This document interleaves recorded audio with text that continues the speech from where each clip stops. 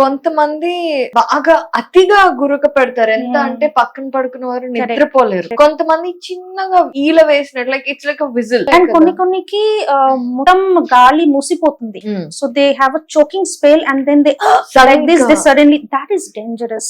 That is called apnea. At that moment the person is not getting any oxygen, so the brain is getting a red signal, you are not getting oxygen, wake up. So they wake up, again they start snoring. It's like a cycle. So every snoring is not a disease, but the people who are getting those pause, getting this apnea, and the people who are having a morning headache, dull feeling after getting up. Lot of my snoring patient, I ask few leading questions, so immediately I can understand who needs treatment.